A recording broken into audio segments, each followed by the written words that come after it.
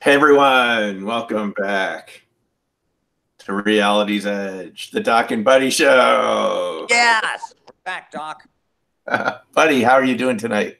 I'm doing great. I'm really invigorated with all this recent research and discoveries and exciting avenues of exploration and brilliant ideas from everybody. It's a really exciting time to be in our field, especially. Yeah, I really feel like we're making progress. And one of the things that happened this week to show that is the release of Russell Targ and Lance Mungia's new movie, Third Eye Spies. And I'm telling you folks, you have to get this movie. It'll be available for rent on March 5th if you want to wait till a couple days from now, next week.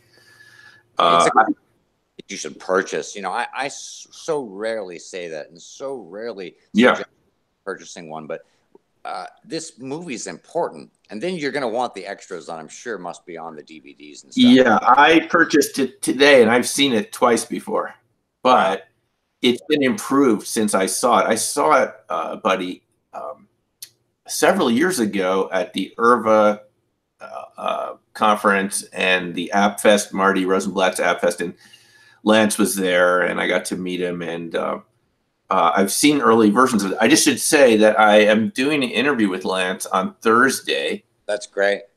At 5 p.m. Eastern time on the, I guess it'll be on my my channel, and yeah, so people can you can ask him questions and stuff.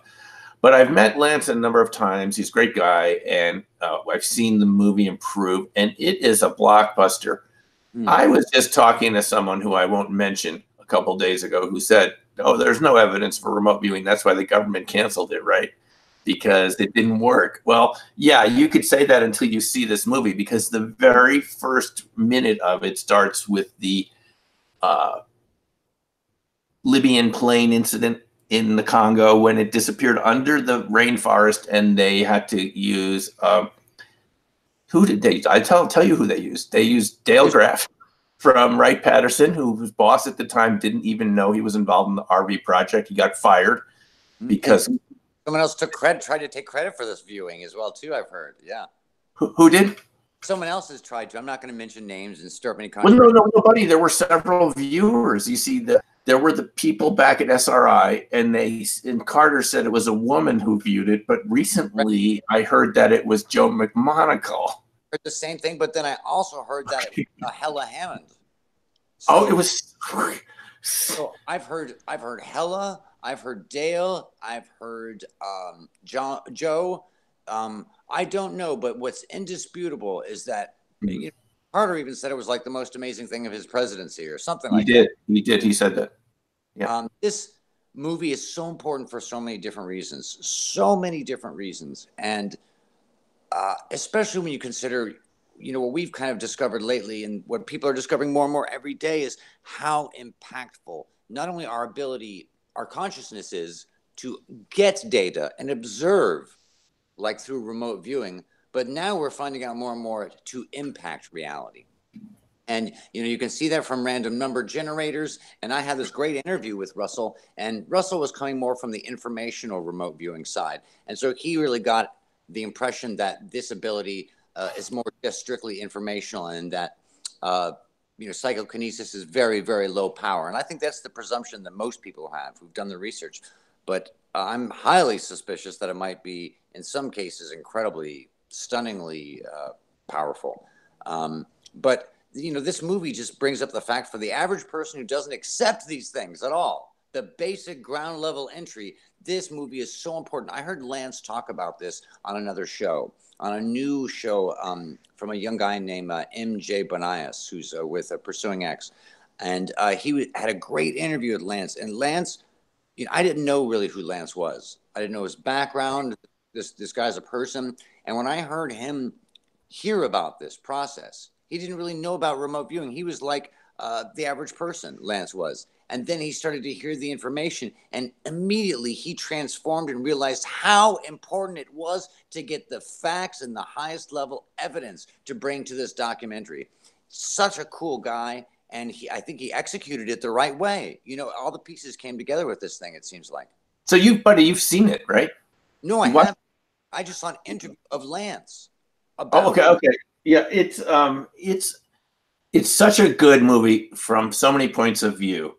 It's easily the best RV documentary ever put together. But all the major folks from Uri Geller to Joe McMonagle to Ingo is there, all our favorite folks. And it goes through the history and it shows these blockbuster sessions that convinced Kit is in it. Kit Green is in wow. it many times. And other people we never heard of before, like Dr. Ken Kress. They had the CIA was employing physicists to review these classified projects to determine whether they were like uh, Ken wrote a article about it, as they point out here, but it was in a classified journal, so we never saw it about how it worked. So, but this is the thing. I want to go back to what you said a few seconds ago.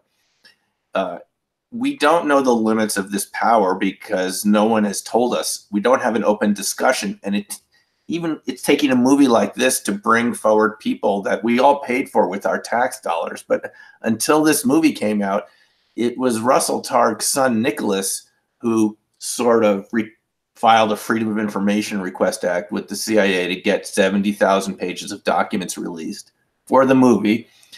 And then we have people coming forward we've never heard of before. I mean, I've heard of them because I've seen the movie before, but what's it going to take, buddy, to bring this out to society as a whole to say, look, folks, these phenomena, these, what do you want to call them, psychic phenomena, resonant phenomena, subtle energy physics, whatever you want to call it, it's real. And this movie proves it. We've had 150 years of dice studies and psychokinesis studies, and the scientific evidence is empirical. It's indisputable at this point. Even if you take the most conservative approach that there's a very tiny statistical anomaly, even if you take that approach on the psychokinesis side, but you know me and you know this new model, this interactive, universe model, where it appears like, according to this theory, that even a lot of the physical hard craft could be generated by psychokinesis, which just sounds preposterous. It sounds completely preposterous. When you look at the two-slit experiment, you have some hope, and you could draw out some massively wild conclusions. But here's some things just to throw out there. Why it's an interesting correlation, okay? For example, why do UFOs crash all the time? This could be a reason. Why do UFOs have a tendency to constantly throughout history represent near future technology? We could go on and on about how UFOs and psychokinesis kind of fit together nicely. How come we don't communicate with them in a deep level? On and on and on. And I can, a lot of people are going to say, okay, well, how do you materialize something that big? Well, first you have to ask, how do you materialize just an energy ball in the first place, which is the the highest occurrence, I think, large-scale psychokinetic effect. I think people, my theory on it is that there are certain people who have a genetic proclivity, and they would be called PK displayers. And if you put these PK displayers under bottled up stress and tension, then they can display PK. It's a very rare phenomenon when you get the two situations together, the displayer and this super pressurized long-term situation. But there's actually a lot of evidence to think about it. Think about all the nuclear missile site cases. And a guy at a monitor with his hand on the key underground thinking about nuclear destruction every minute for long shifts under tension and stress, and boom. Think of a guy in a ball turret of a B-52 bomber on his second to last mission in this rattly metal cage, 30,000 feet up. Poof, Foo Fighters. Think of a bunch of people fervently, passionately believing that their God is going to appear in front of them at a specific time. Fatima. Think of CE5 protocol users who across the world for decades now have been coming together and passionately, harmonizing their vibration and craft appearing, not just lights. but craft appearing. And this goes all the way back to Dr. Stephen Greer's early work, even, where they would do the same protocols. This deep, passionate thing, sending your thing out to the universe, sending it out to the universe, poof. I think every once in a while you get the right person. Doc, a couple things play into here. And I think this is what's really important. If this is true, Western society oppresses thoughts about exploring consciousness, where Eastern society doesn't as much. The Chinese culture, Japanese culture, Indian culture, they explore consciousness more. So I think that has more of a release for society. And Western society doesn't explore consciousness. We don't even tell kids, that they're in a body and that they have their consciousness in a body. And of course it feels weird and it's okay. And, all those differences. We don't even teach kids that stuff. Maybe that also plays into a role here, Doc. I know there's a lot of assumptions here in this process, but I think, it's just a theory. It's worth exploring. Well, okay, you've mentioned a lot of things here, buddy. So we have a couple shows we could do about this. You have to ask these questions of what is going on here. Don't you think that's a reasonable question at this point? I mean, we're getting more and more evidence. We've got third eye spies, and we've had a lot of developments in the UFO field, at least from the naval pilots and the Nimitz and all those other incidents. I mean, I know those existed a long time ago, but I didn't know about them before last year. And a lot of people we found out. And I think you and I were talking earlier about the Jacques Vallée, the Vallée Davis model, Jacques Vallée's books, which seems so relevant nowadays. I mentioned to you earlier, buddy, I'm reading The Invisible College, which I recommend to everyone, in addition to buying Third Eye Spies. And you're right, by the way, you get all the extras, which you'll want to see, the interviews with Third Eye Spies. And by the way, I have no connection to the movie. I just think it's great. But this Vallée book, The Invisible College, someone mentioned it to me, and it's so impressive. It's written in the 70s, and it still seems so relevant. And he's going in the direction that you're talking about. He's constantly asking these, and he makes a very important point right in the middle of the book, which is this. The description we have of UFOs depends on who's reporting it, who's describing it, and which institutions are looking at it. If it's the military and the police, they're looking at them as solid craft that came into the atmosphere. The sensors pick them up. If it's the military nowadays, as Hal Puthoff told us, there's so many sensors out there, it's almost impossible to hide.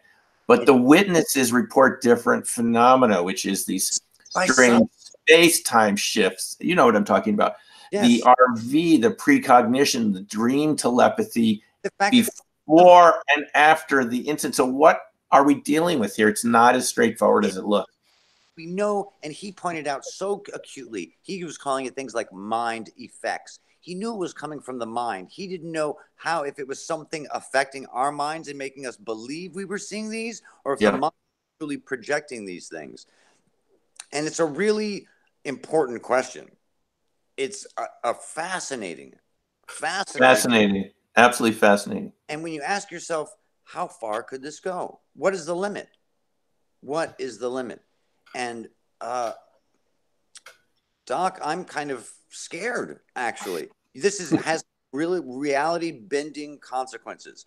If, first of all, just the light balls, if those are by people. Now, we know Ted Owens from Psi History. There's been books written by him. Dr. Jeffrey Mishlove, documented over 150 events of accurate precognition. He is also very well known for casting lightning bolts. And lightning bolts are very high energy level. Very high energy level. But these plasma balls, they seem to be making a lot of sense to me, Doc. And hear me out for a second. A lot of them are being spotted by radar operators, coming into our atmosphere by NORAD operators. These are guys who are in a bunker, once again, all the way back inside of a mountain, sitting at a monitor, looking at this tiny thing, waiting for something to come into our atmosphere to kill us, basically. And this tension and pressure on these soldiers, boom, they're coming into the atmosphere. You're in a submarine. You're a submarine radar operator in a pressurized metal ball under the ocean, under the stress of just a military career, but also under, 3-month tour of duties. And you're looking at radar, boom. Or you're on a ship, the same thing. I think a lot of these are radar operators. I think what they should be doing is screening these people for PK displayers, if it's true or not, and remove the radar operators, see if someone else does it. How about locations that are haunted? that you come back again and again, locations haunted. Even places like Malmstrom, the nuclear base, where we know has had repeat occurrences. It could Well, be different yeah. people. Buddy, it's very complex, and I love it. I gotta say, I love it because one of our fans here, Julie, used a phrase the other day which stuck with me. She called it amorphous reality. Mm-hmm. Well, it leaks. Doesn't reality leak? I mean, because we assume that it's this airtight 3D sort of Newtonian thing, right? I'm thinking of what Nico said, that we think we've been living in what we thought was normal, but that was subnormal. Yeah, yeah. Good old Ingo. That's what he said to me. It was subnormal. What we think of normal is actually subnormal, and what we think of as extraordinary is actually the way it really works, which is you're kind of spread out over space-time, and you have this delusion or illusion of being in this 3D sort of suit, but that's kind of a deception, that actually in reality you're spread out. But if that is the case, buddy, let me suggest another model to the PK, or something that works with it. It's not opposed to it.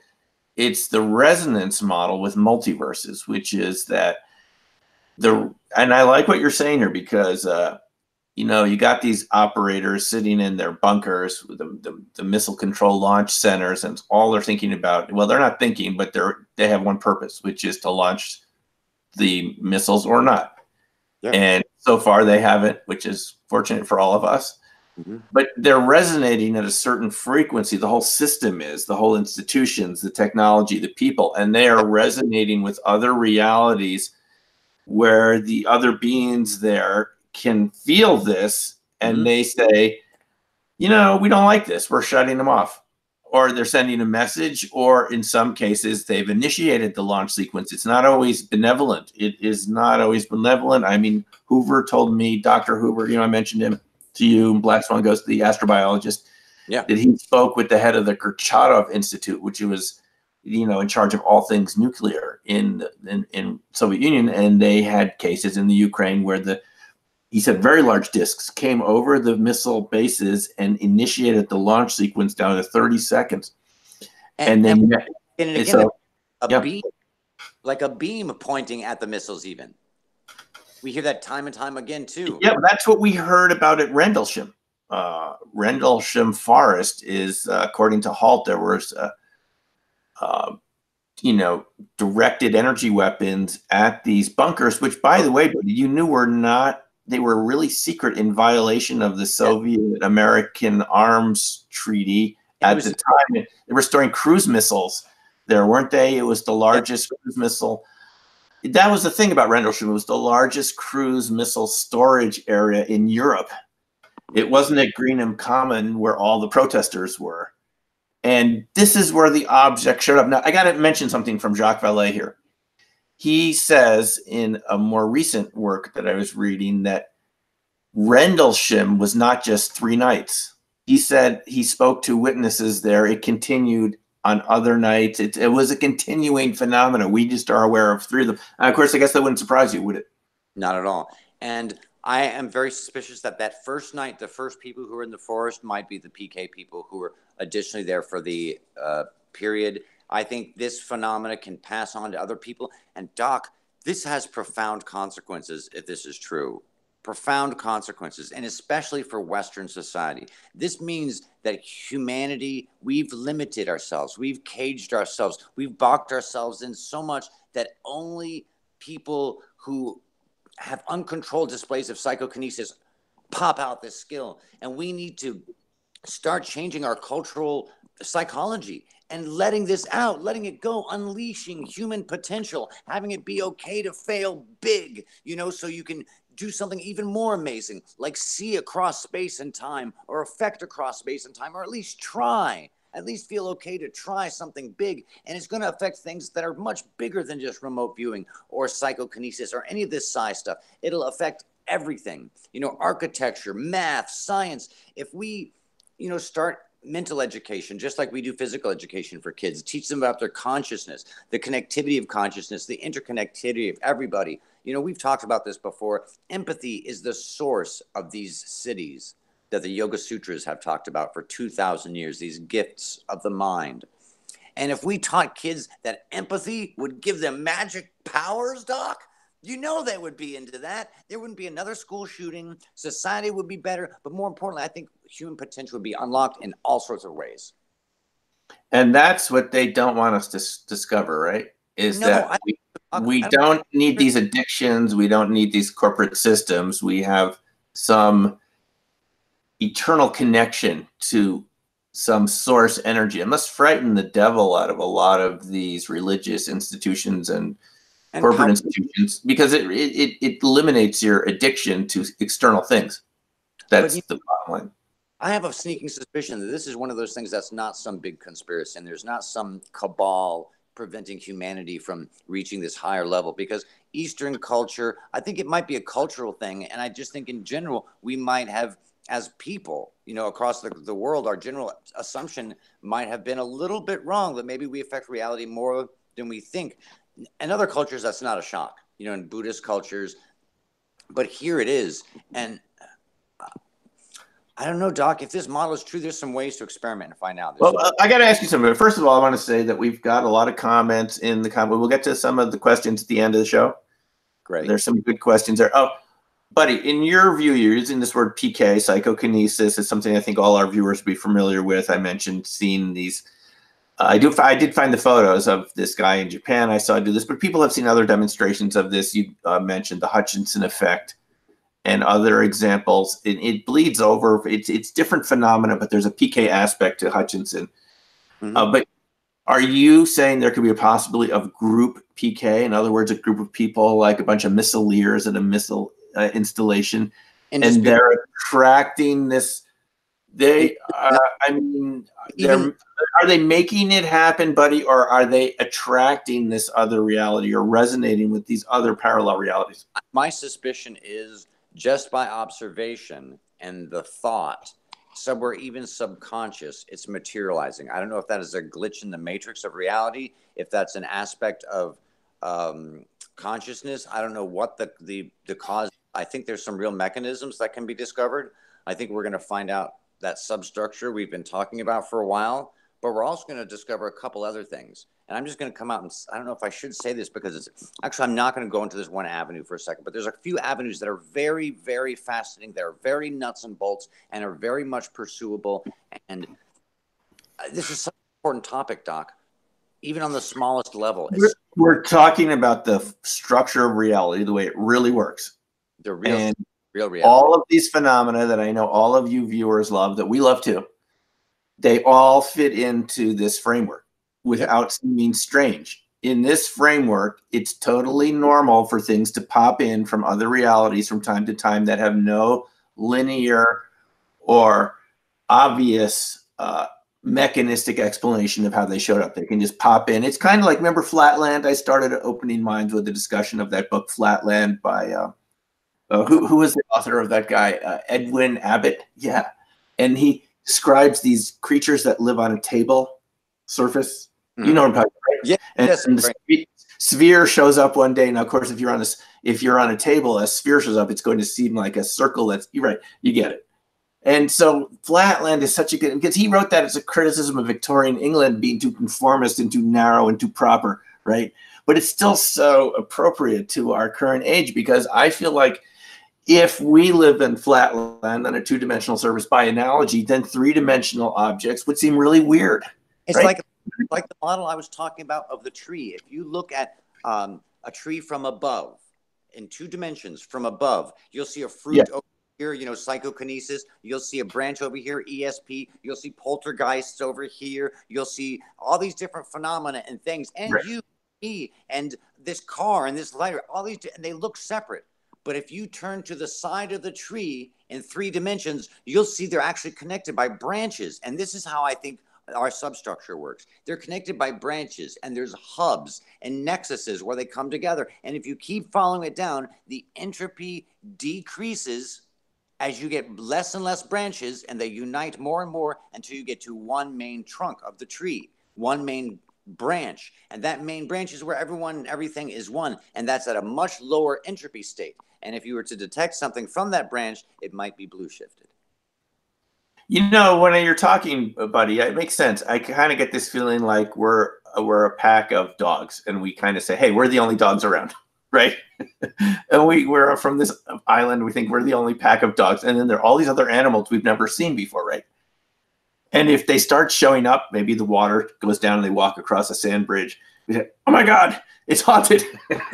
It's a haunted island. There's other animals showed up, and because we don't know what they are." And what you're saying to us is that these other phenomena are actually different types of consciousness that are not necessarily physical, but they're still part of the same tree that we're part of.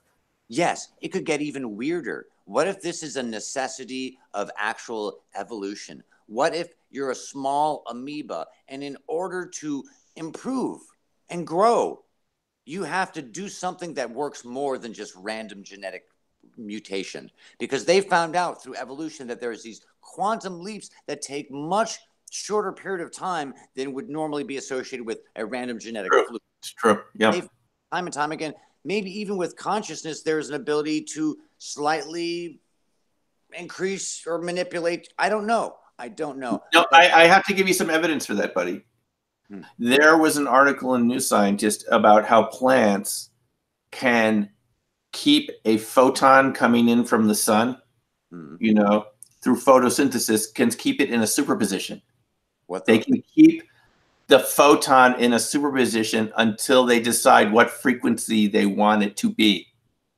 And then it drops out of the superposition.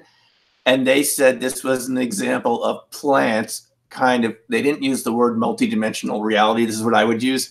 But that kind of flipped me out, that plants, think of it, they have the ability to sustain a superposition, like do their own double slit experiment, because they can get different energy levels from different frequencies of the photon. So they deliberately, because they measured it and they said it was staying too long in a superposition, it should have collapsed into one frequency or another, and it wasn't, because the plant was doing something to sustain that superposition, which is really freaking weird. It's sort of what you said. I love it, Doc. It's so exciting to be alive, and to think that you and I have stumbled into some of these amazing discoveries together. And right now, we are working with, and I'm working with, two different, research groups, very significant research groups. Well, we're going to get into that right now. Yeah, we're going to get into that. But go ahead, finish your thought. And science is looking at this right now really intensely. And if this model is true, every single penny that you think of TTSA going around the halls of Congress. Remember slide 9? How they all look like effects of psychokinesis. It's even more ironic now, Doc. That document's even more ironic now. They're going around to Congress asking for money for more war and weapon research and all of this stuff, when they should be asking for education for kids. And think about this, Doc. Here's another hint. I didn't want to go into this, but I'm going to. If this is true, if any of the solid craft are made from psychokinesis, you would expect some to crash, almost all of them to crash. Not only that, but if there are any crashed vehicles, I guarantee you I can fly at least 1 or 2 simultaneously. But not only that, I guarantee you that I could probably lift a small piece off a table, because all of the craft should act as waveguides for thought. That's very interesting. And that is literally what the TTSA has told us, is that these are metamaterials that react to very subtle processes. Perhaps we've been told many times, David Adair and others, that these react to thought. Remember, David Adair said that when he went into, remember him, the kid who launched the rockets up, and they came down in Area 51? And well, I believe, yeah. Yeah, they took him in, and he said the craft kind of got angry. He could feel it getting angry when they wanted him to go in there and explain how it worked, and he decided not to tell them how it worked. Who was it, Werner von Braun, whoever was out there? Anyway, I tend to believe David Adair, but so many other people have reported this. There's stories I've heard, which I haven't really repeated in public, of people who investigated crash sites who said the same feeling. Everyone around the craft got the feeling they shouldn't be messing around with it. Yeah, but let's say that now we're really getting into some scary meat and potatoes here. Yes, that's what we're about here. And this is an important question. I want there to be ETs, Doc. I need there to be ETs, because if there are ETs, extraterrestrials, it's a validation that this substructure exists, because you would think extraterrestrials would have found this substructure. Not only that, Doc, but it should be easier to find us with this substructure because everything's one. We're all connected. They could find us. Not only that, Doc, it should be a lot easier to get to us. So we should have a lot of different visitors. But here's the scary part, Doc. If one or two of these physical objects is made by psychokinesis, then they all could be. And I don't want to believe that possibility, Doc. I don't want to believe that we live in some sort of golden cage simulation, which just the fact that we can affect reality with our minds is a little bit indicative of. I know it's not a preposterous notion to say we live in a simulation, because there's mainstream scientists doing the active experiments to find out if we live in a simulation specifically or not. But this is another thing that's very, very indicative of that, Doc. To me, the simulation idea is more of a philosophical argument, because I mean, even the simulation itself has to be simulated. So it's not, to me, an interesting discussion. I'm not saying it's wrong. I don't know, but almost, you know what I mean? Because what's it?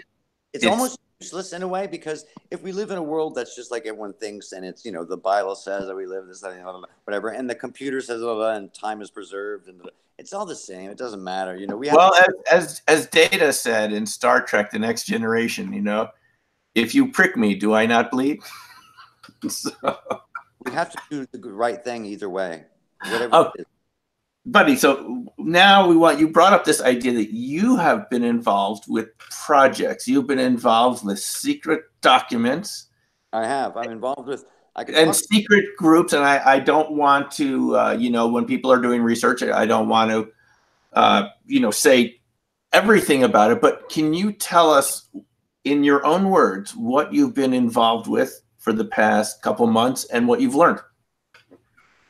Well, I've been involved with basically, to be excessively transparent, 3 different research groups, 2 outside of the United States, 1 inside the United States.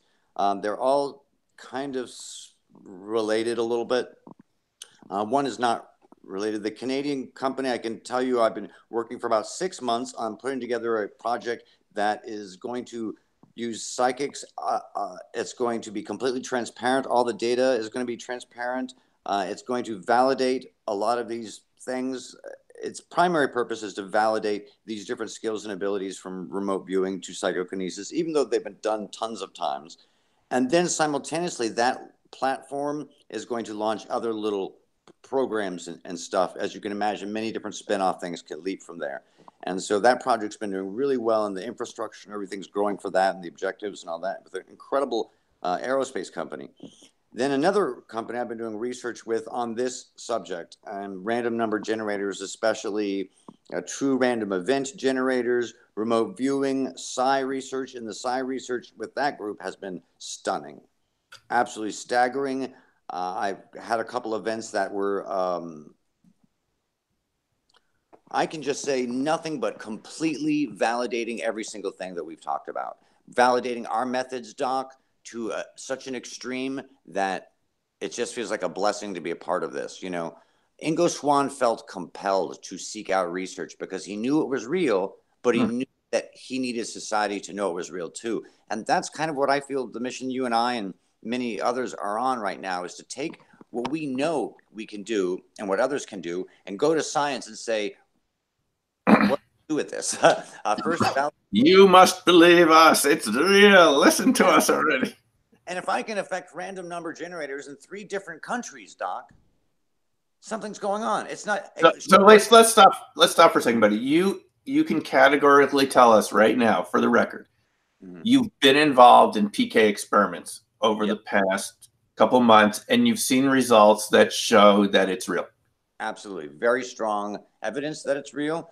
But also on my channel, we've done PK experiments. There's been bending and melting of metal. Some of those videos are no longer up anymore. There has been a famous case with a super sleuth where an object disappeared and is gone. A small object, gone. Small object, gone.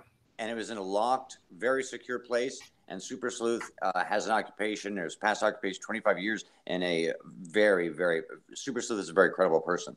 And there's case after case after case. It's very bizarre, Doc. And I just want to point out something else really quickly. I have had this year 6 cases of where's my camera?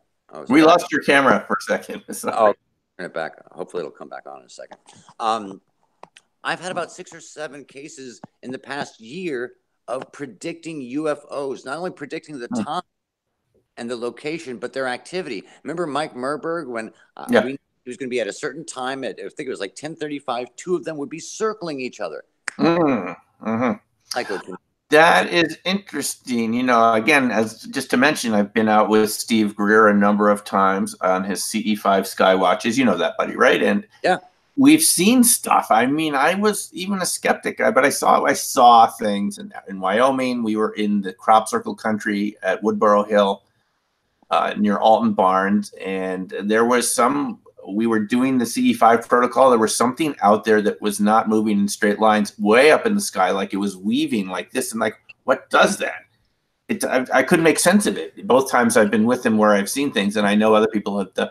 So it's again, I want to mention another point of view on it is it's not that you're creating it through BK. That's possible. Another possibility is you're attracting other realities because the resonance match is like 2 tuning forks. You hit one tuning fork, the other is going to ring across the room at the same frequency. And look at We're talking about frequency matching. In fact, buddy, you've called it empathy in the past show. Telepathy, not telepathy. Telepathy. Empathy, yes, telepathy. Empathy over distance. That's the secret to this whole thing, is a type of telepathy. I think you're right. And, you know, when we talk about the fractal model, if you look at fractals, they're at different scales. There's a whole group that are always the same.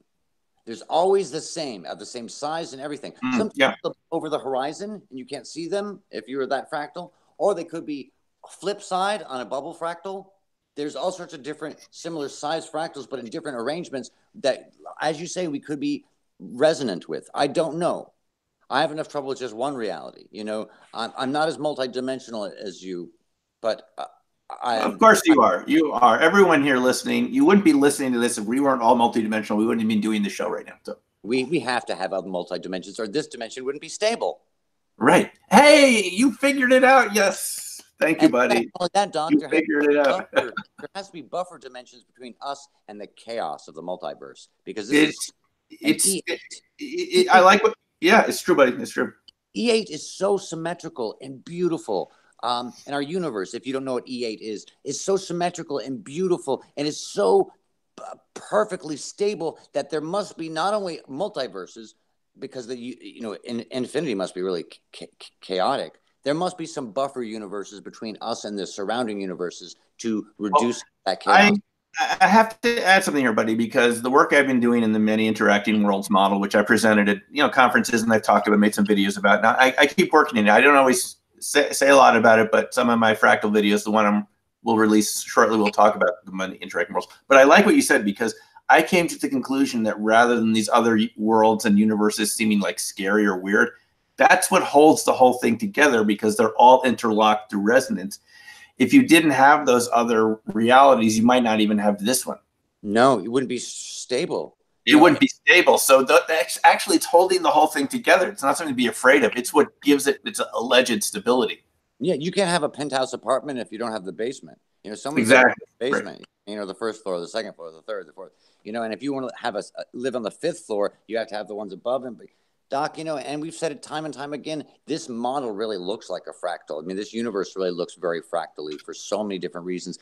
And I think phi and the golden ratio and all those things are indicative of a fractal universe, aside from scale. Well, buddy, I got to tell you, I love this model. I guess we could call it the Valet-Davis fractal model. It's kind of an enhanced version of the Valet-Davis model. It's related to it, whatever we're calling this. What do you call it?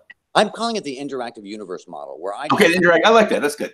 The Valet-Davis, add our fractal work together, and add our fractal assumptions. And I think this is really, it is what it is. You know, I think, Doc, with the PK stuff that I've seen, especially with these 3 different independent places, and the stuff when I'm reviewing history, Doc, this is really some frightening realities here in a wonderful way.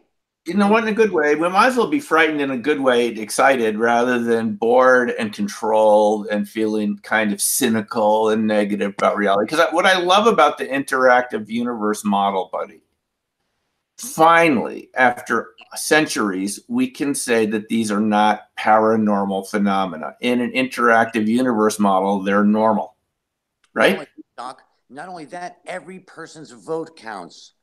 No Yes. matter where you are, who you are, how broke you are, your thoughts matter. We're always jealous of this person or that person. There's so many reasons why this model is wonderful, Doc. I love it. Because the science we have right now is always spending all its energy excluding these phenomena. Like someone told me a couple of days, remote viewing has never been proven. There's no evidence for UFOs. There's no evidence for Bigfoot or ghosts or precognition or dream telepathy. And yet there's tons of evidence for it. And science spends all its energy denying the reality of these phenomena. And if you just accept that in a multiverse sort of construction, these things are going to happen. They're going to pop in and out, not all the time, but they're going to show up. But that doesn't mean that they're not real or there's anything wrong with you.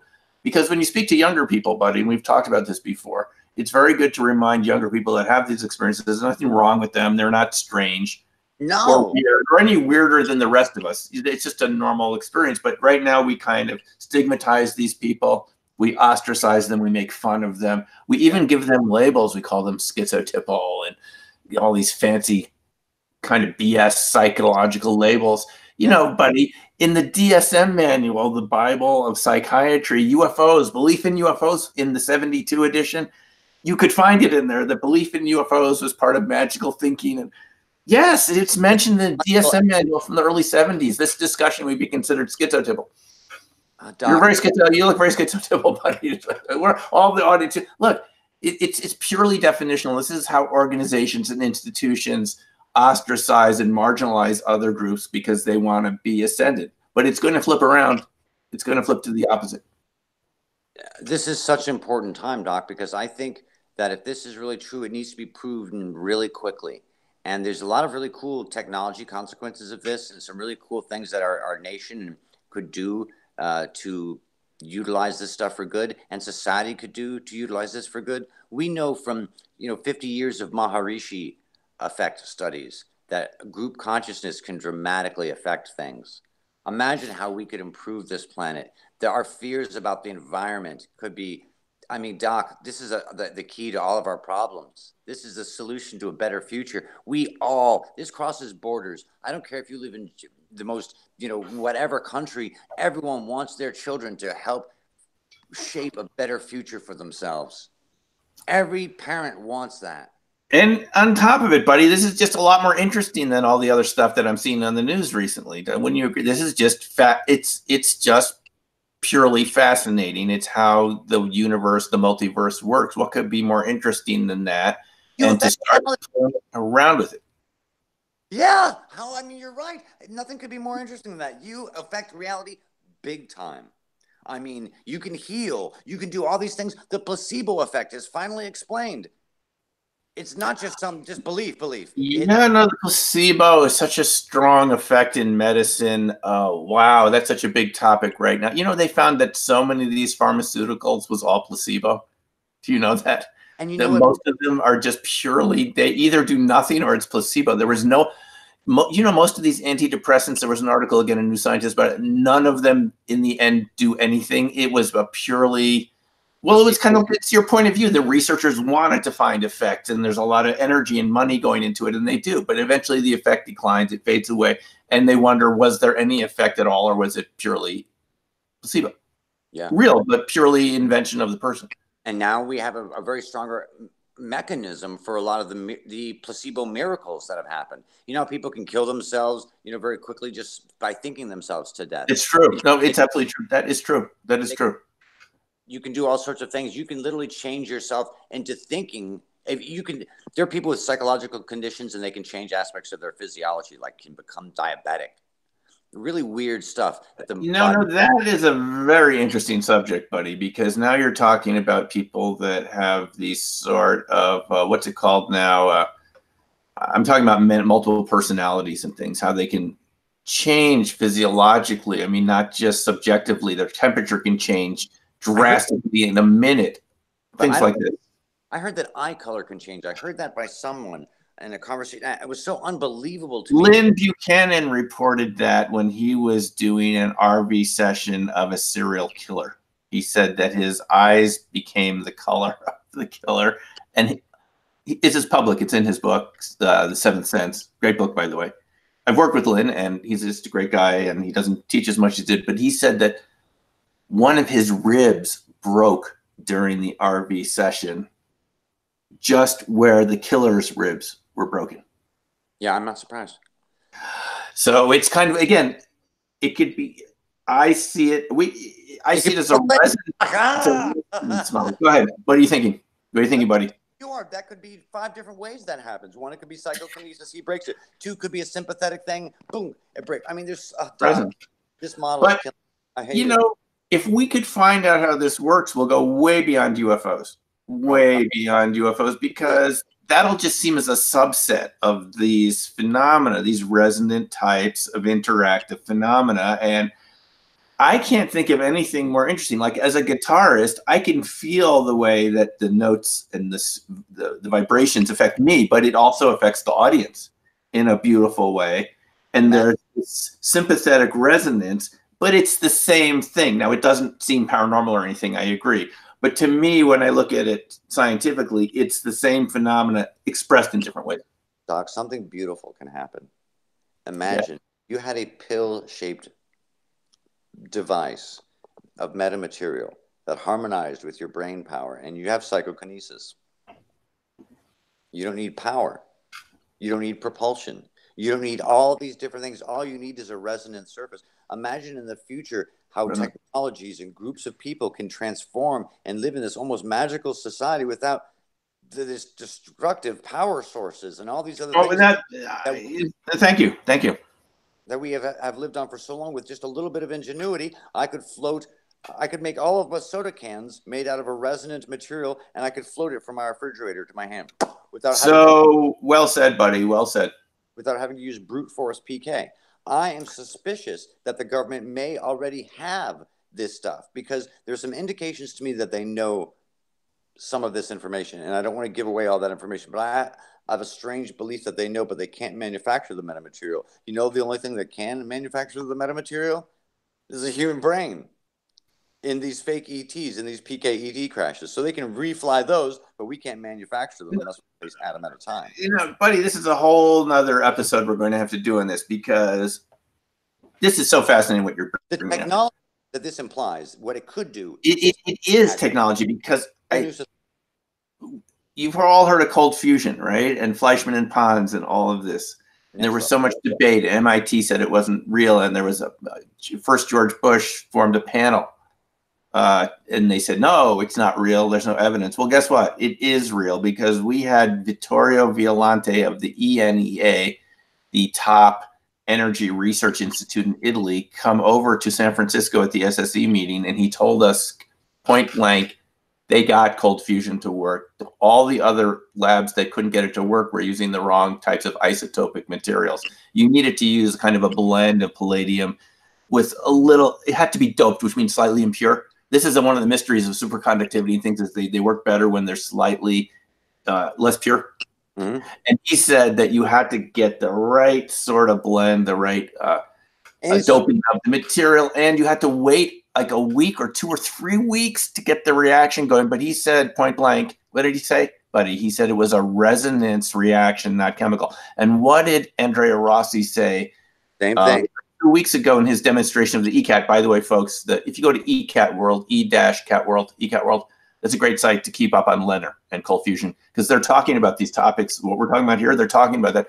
And guess what Rossi said in the interview while the demonstration was going on? Resonance.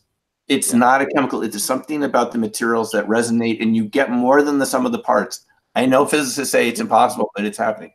Here's where we get into some of the danger, because now governments and technologies can go into this technological area where they can manipulate and maximize this ability through certain processes. And they don't know all these processes yet. I've figured out a bunch, or think I have a few of them and stuff like that. And there could be a future whereby a group is able to, here's the beauty though, it can't happen because every person has a little slice of this. Thank you. Thank you, universe. You know, it's the ultimate democracy. There's no electoral college here. This is every vote counts. Peer to peer, buddy. Peer to here. We're You all. don't need third parties. This is you and the universe and someone else. This is an opportunity. This is a magical, magical opportunity. There's a song that I love, and it's called Aerials, and it's from System of the Down, and it says, "Life is a waterfall. We're one in the river, and then we're one again after the fall." And this reminds us that we're all one. We're all connected. You know, we're all. This is one of those borderless things. This is the kind of thing that if approached properly, this could save humanity. You know, let's be honest, Doc. All these different things are encroaching, eschatological dangers. They're all real, and they're big, and they're increasing more over time as technology grows.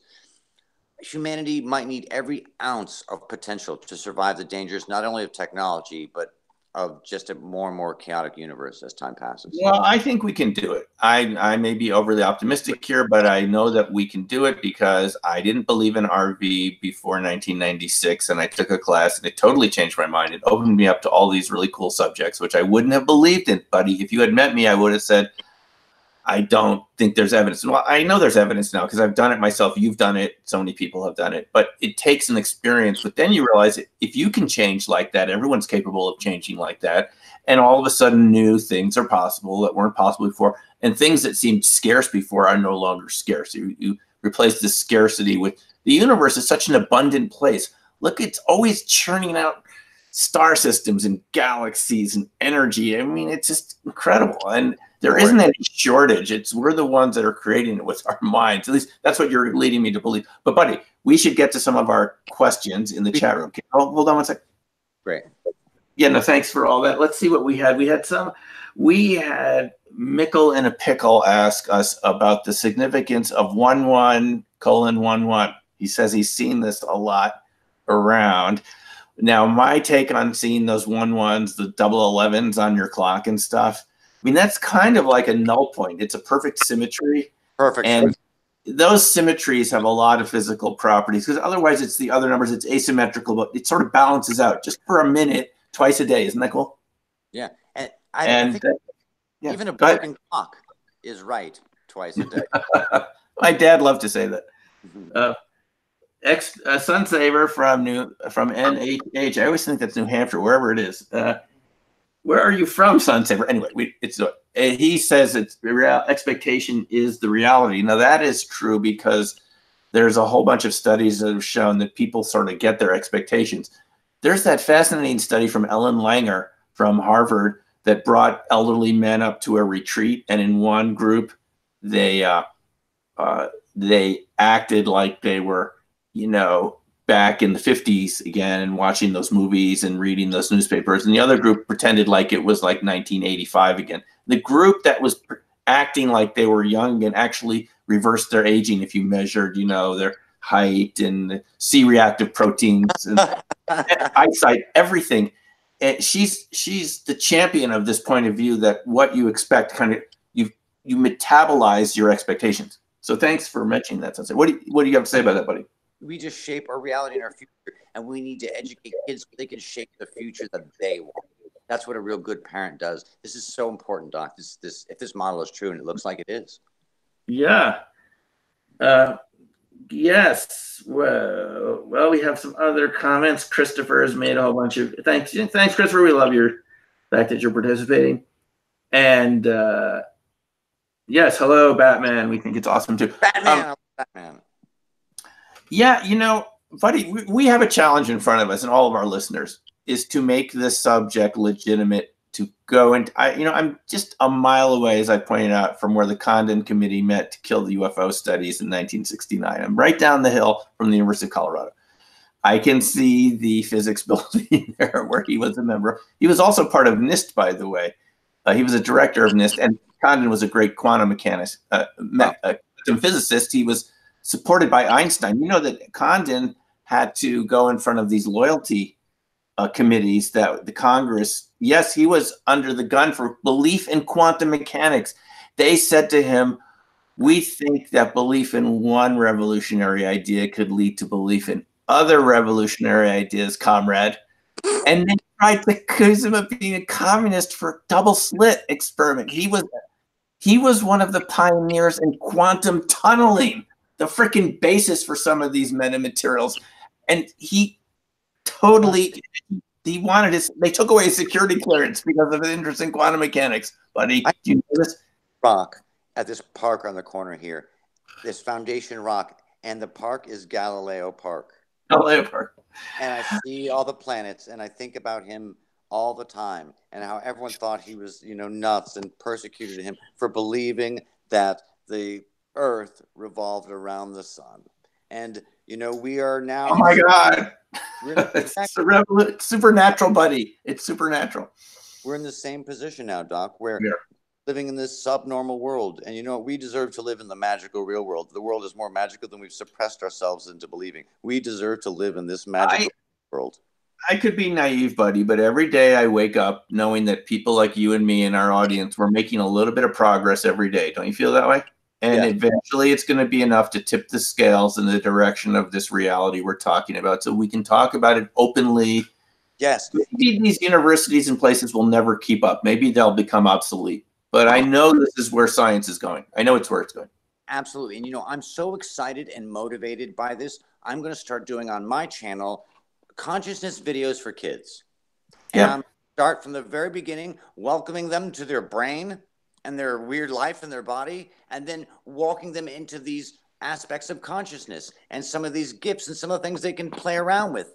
And just, you know, just like we're doing the same ones for the adults, I think the kids, you know, we're all in a learning process. We're all students of life. And I just think we really are cheating kids by not giving them access to their own minds. You know, nerds, we've been making fun of nerds culturally, making them feel awkward and ostracized for all this time, or maybe the nerds might be a lot more powerful than we thought. You know? Yeah, it looks like it's turning out that way, at least for a while. You know, you always got to think about Steve Jobs and Steve Wozniak, you know, starting Apple Computer in their garage. Yeah. With spare parts from Hewlett Packard, and we all have their products now just because they had this vision and they wouldn't quit. They knew they were right. They could develop something that was consumer friendly, that wasn't, you know, big blue and corporate and everything, and they did it. And I believe that those of us in these subjects can do the same thing, because we're talking about natural processes in the universe that we all have access to. It's just, you know what, buddy, here's what it comes down to. I'll tell you, it comes down to one thing: being able to talk about these topics without fear. Absolutely. That's it. And I think the blessing is, Doc, because of the work of so many people before us, there has been 100 years of studies. And it's pretty nice to be able to say there's been 100 years of 100 years dice that have proved conclusively. That helps us. It helps every single person. Russell Targ, the movie, we're coming full circle. You know, we each have an obligation and a piece and a part to play here, and we just have to hit our note well. You know, we don't have to play, we don't have to do the whole orchestra. Just do your note well and know that your mind and your ability might be able to affect reality a lot more than you suspect. So, and if you think this model is true, if you believe that this model is true, you know, share that video for, you know, or any of these videos, and tell people about this. Share, because I think this is so important, Don. Yeah, I couldn't agree more, buddy. I mean, this is where it's at, and you're doing the research in your own way right now with the people that you're working with, and everyone can kind of do it in their own way. But the main thing is you're always making progress just by talking about it with, like we're talking about it here, thinking about it. And I know this can make a really big difference, because right now we've externalized it. It's in the UFOs. It's out there. It's not out there. It's here. Or CE5 wouldn't work. CE5 would not work if it was totally out there. It has something to do with us. And if we can tweak that and work with it, we'll discover a whole new technology. It's almost like we had it the whole time and didn't even realize it. I've been saying this time and time again. It's the dog in the bone story, where he has the bone in his mouth and he looks over the bridge and sees the reflection, and he wants the bone and wants the bone. In society, we're always wanting the bone, the bone, the bone, the bone. Yeah, we've had the bone the whole time, guys. And I've been talking to a woman who's been so upset over her life conditions and that other people have this and that and the other, and she's had the bone the whole time. And when she really got it recently, it's like, oh my gosh, and, you know, and this person's life has changed. And I think, you know, this whole message is a wonderful message, Doc. I think it's a really wonderful message. Yeah, it is. It is. It's almost like society tries to convince us, you're not good enough. You're not good enough. Of course you're good enough. You wouldn't be here. You're fine just the way you are. because you were created by the freaking universe, and it knows a lot more than what it's doing than any artificially created system that people invented in the last 100 or 200 or 300 years. It transcends that in my view. But you know, it's just keeping your eye on the prize, and this is the big prize. And this, buddy, it is such a big area, from cold fusion to UFOs to PK, and think of the implications here about how we could be living here in a less destructive, more sustainable way with abundance, instead of this feeling like everything's always scarce, when each of us is so talented, with so much ability. We just having conversation like just this conversation alone is enough to generate so much energy, so much fun, right? And I'm thinking how lucky I feel and privileged, as I have throughout my entire friendship with you, to explore these topics, and with the group of people that we explore. I just feel so blessed in the whole thing. I just feel blessed in this life, and I've never felt so great.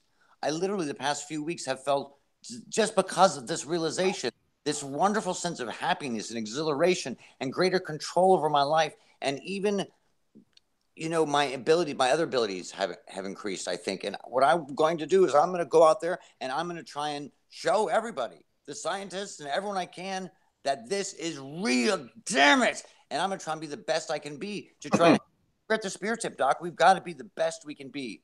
We are ambassadors for this stuff, Doc. We've got to be the best we can be. So I want you to help me get better, Doc. And I want to help you get better. And I want everyone to help each other get better. Let's do it, gang. Let's do it.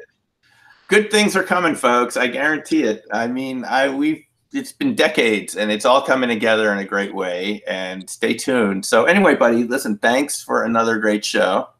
Thank you, Doc, as always. We will see you in Reality's Edge.